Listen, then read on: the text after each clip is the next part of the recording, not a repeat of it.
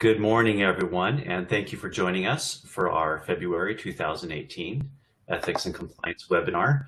We appreciate you coming this morning, and we're excited to have Anna Kosai. She is a leader in the area of workplace whistleblowing and breaking the silence and wrongdoing in corporations.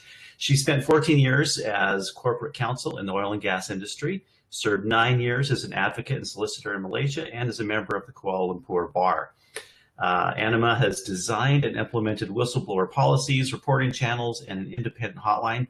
She's also designed and implemented a harassment-free workplace policy, has conducted anti-harassment awareness trainings, and advised on the process and handling of harassment allegations. So she's the founder of Speak Up and designed and led Speak Up circles to encourage speaking up in the workplace. She's a speaker, author, activist, volunteer, and an agent of change and champion of whistleblower protections everywhere. So that's a great resume. It's my pleasure to have Anima speak with us today. So without further ado, welcome. Thank you, Mark. That's a wonderful introduction. Now I feel like I have to live up to that, but I hope I can. I'd like to say good morning, good afternoon, good evening, good night, wherever you are in the world. It's evening for me here in the UK. And also, I don't know if anyone here celebrates the Lunar or the Chinese New Year. It is actually Chinese New Year today, and we welcome the Year of the Dog, which actually is quite appropriate if you think about it, because the dog is the one that raises the alarm whenever something's wrong. So I think this is a really good year, I hope, for those of us in this kind of line where we want, whether we talk about whistleblowers or other people who just want to raise issues that need to be said in corporations. And really that's what Speak Up is all about. So okay, there we are. So here we are. I founded Speak Up. And this was after having observed what I saw for myself as general counsel in an oil and gas company. And then, of course, also witnessing corporate scandals that I saw around the world, where I realized that there were similar traits, right? So if you think about it, wrongdoing is going to happen anywhere, everywhere. Whether it's fraud, it's corruption, it's a safety violation, whether it's sexual harassment. The fact is, this is going to happen. The more serious issue is, what do we do about it when it does? And I think that's where we've largely failed around the world in many companies. And this is simply because when we keep quiet on wrongdoing, what happens is that whole tone of secrecy allows the wrongdoing to perpetuate. If you think about it, if we had a culture of speaking up, people who might commit fraud are going to think twice, right? So the opportunity sort of reduces in an organization where you get a lot more speaking up, a lot more exchange of ideas. There's less of a closed or a toxic culture. And a lot of people have seen the parallels of this, and I'm sure you've read about this as well. But what I want to do, because Mark has said I'm going to Mark has only set me 30 minutes, by the way. So this is a huge topic. And what I decided was I would talk about perhaps the most serious issue as far as clamping down on speaking up. And that's really surrounding fear. So you get fear everywhere. And what I thought I would do is share the Volkswagen story.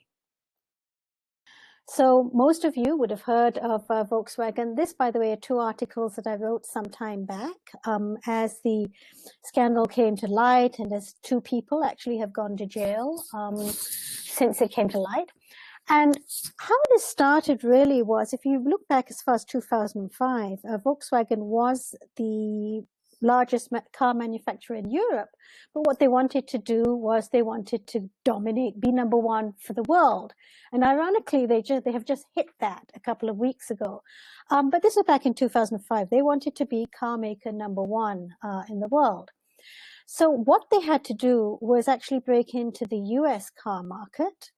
And in the US, what they wanted to do was use their model diesel engine.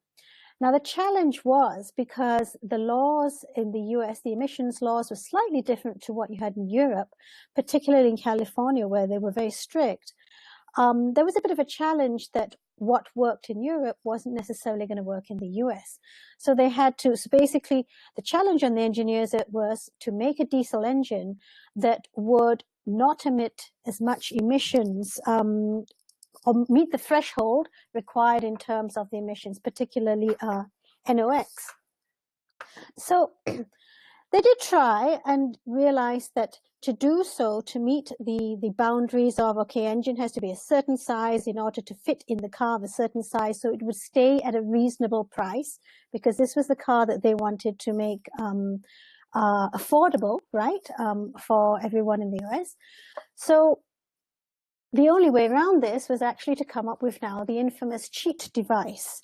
So this was designed by a number of the engineers. Now, the real question is, how high up was this known and how high up was this encouraged? Now, it's not very clear in the early days how many people knew, but obviously over time, more and more people knew. And yet, as far as the authorities were concerned, particularly the California Air Resources Board, they continued making up the story that the test results and the results that you get on the road, you know, they were trying to explain the anomalies, but they didn't come straight and say, well, actually, you know what, this is a device that runs different under test conditions and on the real road. And of course, they only admitted this in 2015, and we know what's happened since. But the real question we want to ask here is that, as so many people were aware within Volkswagen that there was this problem, why was nobody blowing the whistle? Now, there has been whistleblowers within Volkswagen, but what's unique about Volkswagen compared to other corporate scandals is there were no external whistleblowers, which I find quite fascinating. It's almost as if everybody bound together and said, okay, we're going to keep this secret. We're not going to tell the rest of the world. So what was driving this, right? Whereas you know full well that this is not only just lying to the authorities, but this is a car which was producing emissions many, many times the permissible threshold, which of course was a danger to the health of people living in these areas, right? So this is where I sort of went back and looked at some of the literature. Now, what's interesting is, if you want to see how many people really would speak up on wrongdoing, the answer really is quite few if you look at this, right? Now, I've looked at surveys by Ernst & Young, by PwC. I've done my own survey on sexual harassment. That was last year. But what I really found and kind of surprised me was that most people are very hesitant to speak up when they find out about wrongdoing, right? And if we look to the top right of the slide, 51% of employees do not report ethical concerns over fear of future career. And what's surprising, on the left, it says 51% of senior managers face pressure to withhold information about misconduct. So what is this really saying to us? Essentially, you can expect, especially if you know compliance, the default is no one is going to tell you about wrongdoing. Okay, so I think when we ask the question why is nobody reporting it? We have these hotlines. The fact is people still don't do that, right? And the Ernst & Young survey also said that 25% have no confidence in the organization to protect them if they report misconduct. Now, I only have anecdotal evidence, but since I started Speak Up, quite a lot of people actually started writing to me and sharing their story. And these were primarily the whistleblowers. And every single one of them faced retaliation for something they raised, right? And about half of them were fired. Most of the others left, right? Because they were harassed to such an extent that staying in the organization was unbearable. So in a sense, you can expect that many people now know that if they report something, it may not be a good end for them. So they stay silent, even though they may be aware that the greater good is to report it, right? So one of the things I did when I did my survey, and I saw that only 14% of sexual harassment was reported to HR. this really puzzled me, right? And I think if you look at statistics that the EEOC has, and also in the UK, you will find actually the statistics are lower. I think it's 11% only report as in the US, right? So the question is, what's going on? Why is this happening? So I asked the question when I did the survey. What did you do when you experienced sexual harassment? Now, 44% kept quiet. And I said, as I said, 14% told HR management. 15% left the organization. Only 35% actually told the harasser it's wrong. If I go a bit deeper and ask, well, why didn't you report it? You can see from the first two, there's a large sense of fear, right? Either the harasser will retaliate, or they fear that this will impact their career in a negative way, right? They won't get the promotions either in the company or the industry. And now that we've seen the whole Weinstein and the fallout from that, you can see how true this is, that there has been intimidation, there has been retaliation on people who did report or come forward with sexual harassment, right? And then the people who fear not being believed, they don't want to relieve the trauma and so on. Now, this one is specifically talking about sexual harassment. But if you look at any kind of reports of wrongdoing, it's quite similar in a way, particularly about the fear. So the number of talks where they've looked at ethics and they've looked at compliance and said, well, what does it take for people to speak up and report it, and what's holding them back? And they came to these two primary things, right? The main reasons are fear and futility. I'm talking about fear today, but futility, I want to touch upon that, because what this really means is that, is it worth my while? If I am going to report this safety violation, would they give me a hard time? Would they even do anything about it? Or will they just say, oh, it costs too much to fix it, and so we're not going to bother? So there's this sense that people may not trust the organization to act upon their reporting. So they just sort of give up. It's pointless, you know, especially if you've tried several times and no one is listening to you. So you stop talking, right? So this is particularly the case in, you know, people who are trying to tell the organization, hey, we think you're going the wrong direction. This may not make money for you. And again, also in safety violations, it's amazing how many people try to report and say, we think there's a problem here, or the quality is wrong, and therefore this is going to break down and may cause an accident. Even in healthcare, there's a lot of reports coming out from there where they may say, we don't think the patients are getting the right kind of care or the right kind of equipment is being used, but they're not being heard. So they start giving up. This is particularly feedback that you get from doctors and nurses. Yet, because they're not being heard, they stop talking, right? So if we are in the compliance area, it's very important for us to understand this underlying context as to why people don't speak. They may have tried, they're either threatened, or nothing happens, so they give up. So one of the things I've done, Mark mentioned that, you know, I've been designing modules and so on, I have spoken to companies about this as well, in terms of what is the journey you need to take, especially if you're moving from a culture, and this is interesting, Volkswagen is going through this right now, a culture where people were a bit hesitant or afraid, or were just, the culture was such that you did not talk back to your superiors. If your boss said something, you'd do it, you wouldn't argue, you wouldn't challenge them. And unfortunately, there are quite a lot of organizations that are like this, right? So changing that culture, right? So I've identified there really, especially if you're looking at compliance, right? There are four, if you look at the black box, there are really four points here, you know? So when we talk about, we're very used to policies, for example, right? Do you have a whistleblower policy? Do you have an anti-bribery, anti-corruption policy? Do you have a code of ethics? Now, having policy is well and fine, but if nobody knows about it, if it's not properly understood, it doesn't do anything, right? And the next thing you need to have in place is systems. So, for example, if somebody wanted to make a report, where do they go to? And not all companies have hotlines. A lot of them don't. In fact, they may be given an email, which is the head of audit, and then they have to, go in person or give their own name, so that they may not have the ability to report anonymously. And I'm trying to remember, the literature recently was said that 60% of fraud actually comes from internal reporting, which is anonymous, right?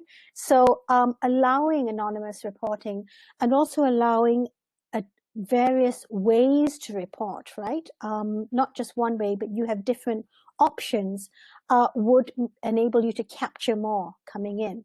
And also the ability to actually just walk up to your boss and say, hey, I need to tell you this is wrong, and not feel afraid, right?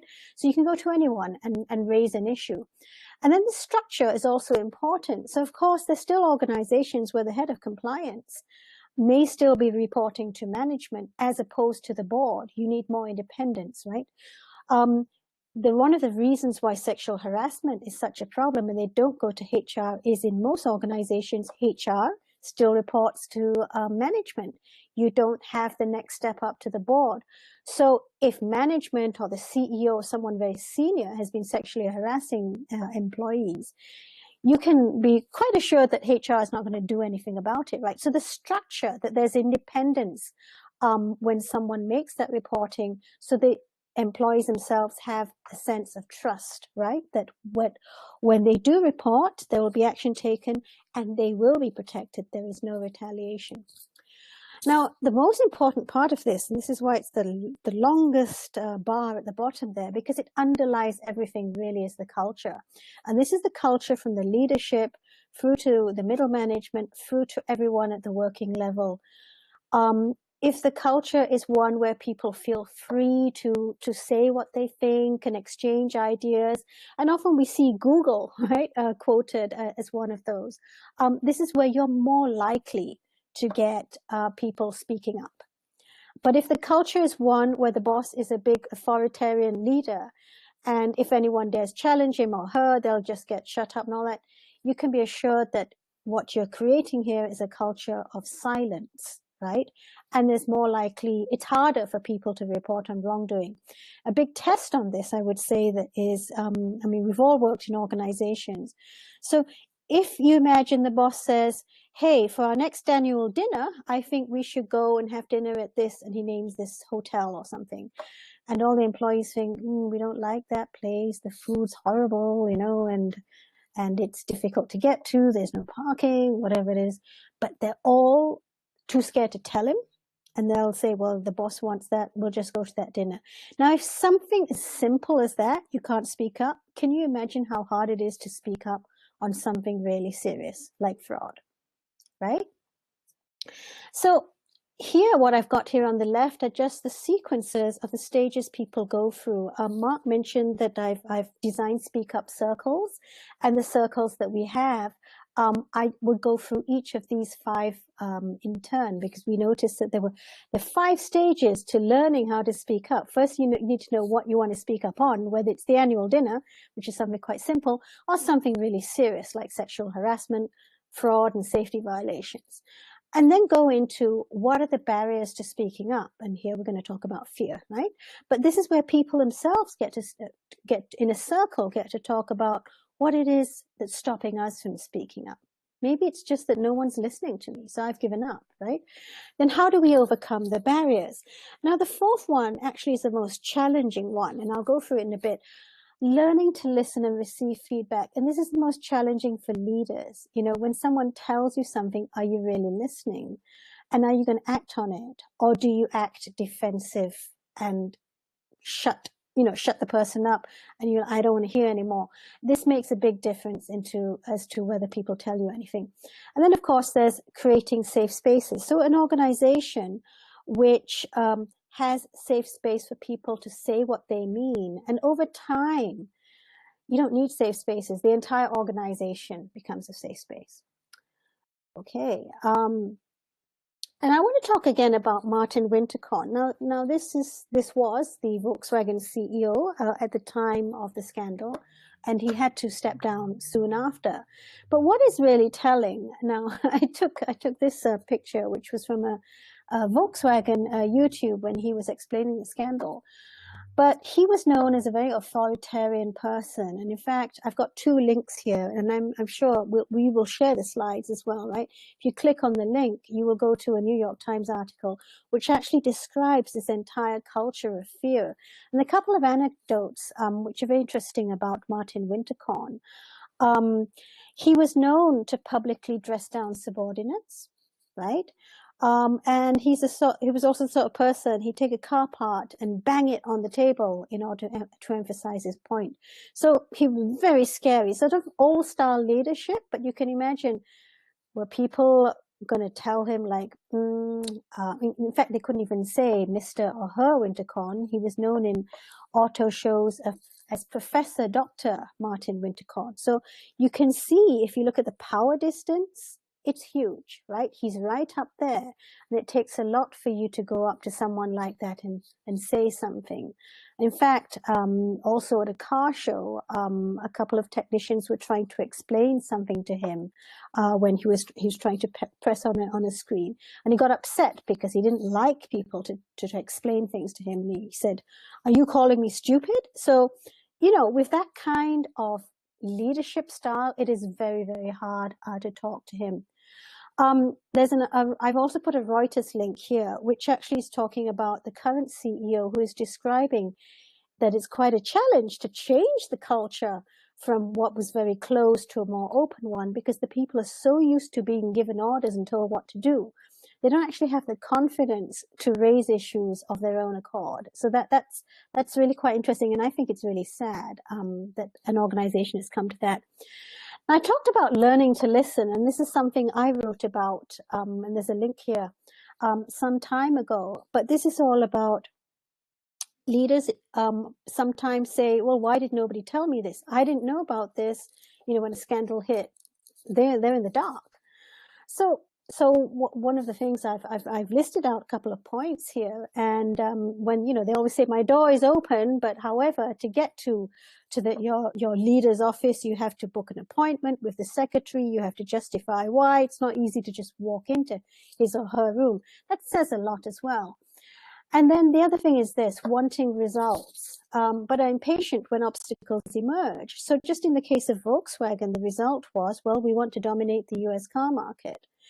And can you imagine, right, in the case of Winterkorn, if anybody were to go to him and say, well, we have a problem, we cannot design a diesel engine that is going to meet the thresholds of the US regulations, you know, he would have gone ballistic, right, knowing the man he is. So to think that these engineers, rather than facing his wrath, the fear of perhaps being removed, sacked. Now remember, in Germany, the automotive industry, there are many companies, but they're all sort of linked. So it's small. If you lose a job somewhere, it's not going to be that easy to go elsewhere.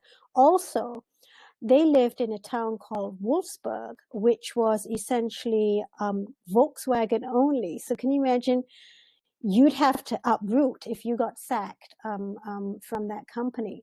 So the being fired there is such a big deal compared to perhaps other organizations. They may not have had the option to resign and walk away.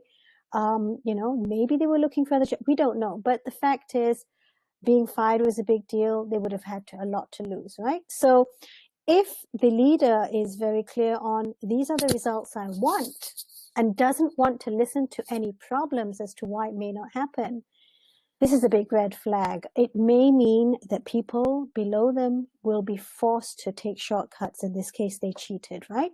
And there are other cases as well. If you followed Tesco, they did that. Wells Fargo, that happened as well. So the leaders at the top may not necessarily have known what was going on down below. But the fact is, wrongdoing happened because these were leaders who were very clear, these are the results I want. And I don't want to listen to any no's, right? So I'm conscious of time, so I'll just move to the next point. And this is it. not only do we have to think about our leaders, but us ourselves. So how do we respond when someone tells us bad news? And this could be your kid coming to you and saying, "I've broken something." Do you go ballistic, or do you go, "Well, no, it's all right. Thank you for telling me." So that makes a big difference. So we can think, if someone were to come to our room and say, "Well, we have a problem. This machine that we ordered isn't working." Do you sit there and listen, or do you sort of shut them up? Shut them up by asking loads of questions before they've had a chance to really tell you the whole story?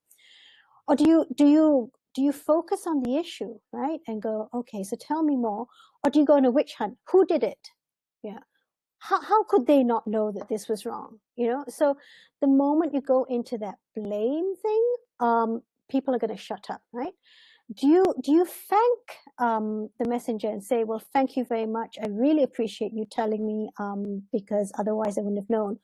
Or do you give them a hard time? Now, I know people also, and this goes to the next thing, bosses often ask, "Well, where's your evidence? Where's this? Where's that?" Now, sometimes this is the thing. Very often people hesitate to tell the bosses straight away because they're like, "Okay, we need more time. We need more information." And sometimes that takes a while to get, right, the hardcore evidence. But what you've lost in the meantime is to alert your boss by saying, "Look, we may have a problem. We're still looking for the details, but this is what we know so far." That's the best way to say it. But if you have to wait a few days for a whole lot of information before you reveal anything, you've lost precious time. And in the day of the internet and Twitter and social media, your boss might might hear it from the outside before he or she hears it from the inside, right? So it's quite critical to have that balance as to getting enough information to tell the boss, as opposed to, waiting for everything before telling the boss. Now, the other thing is, do you show concern when someone tells you, or are you being dismissive? And this is really, especially in cases of sexual harassment, where, someone comes forward and says, "Look, this guy keeps saying all these things to me. I'm really uncomfortable." And if all you did was turn around and say, "Well, he's just like that. You have to deal with it," that's being dismissive. What you're doing is actually saying, "Well, I'm not really interested in your report here," as opposed to, "Well, tell me more. How do you feel?" So showing concern is very, very important. And then finally, I think I touched on this, but quite a number of bosses do have the habit of blaming other people, as opposed to saying, "Well, this is on us and this is what we need to do about it," right? And they may be blaming another group, another company, another person, a situation, instead of taking ownership and saying, "Well, this is what we need to do about it." And that difference also affects as to, how much someone is going to tell you. So I'm going to wrap this up here now, but there's some, if you want to read more, I've written quite a bit. The reason why I talk about harassment here is because harassment makes a big difference in terms of whether people are going to openly reveal some kind of wrongdoing. Very often, people who have discovered some sort of wrongdoing are harassed, right? And I've handled cases where it started off as harassment, and then we discovered the wrongdoing below, underneath that. So this is something you may want to pay attention to if you don't have a policy like this in your organization. It's very important to have an anti-harassment, anti-retaliation, a no retaliation policy as well. And of course, harassment will cover sexual harassment. That way it's a bit more gender neutral as well, and you don't get into the debate male-female thing, right? But I've written quite a bit about that, as well as I've touched upon psychopaths here, which is a whole new way of looking at things as well. Here what I have are a couple of articles on wrongdoing. Besides Volkswagen, I've talked about Deepwater Horizon. Now that was a series of safety violations, and the big pressure there was actually, company targets to drill a well at a certain depth with a certain budget and within a certain period. And I've also written about, this is a Singapore company, Keppel, that had been penalized by DOJ for bribing Petrobras officials. Also, what's interesting there was the number of people involved and the silence and secrecy. So I'm going to wrap it up for now. I'm conscious of time, and there's only so much I can say in 30 minutes. So if you want to follow me, you can find me on LinkedIn. Also Speak Up at Work on Twitter and Facebook. I am currently designing a website. It's not up yet, but once it is, I will publicize that. So Mark, over to you.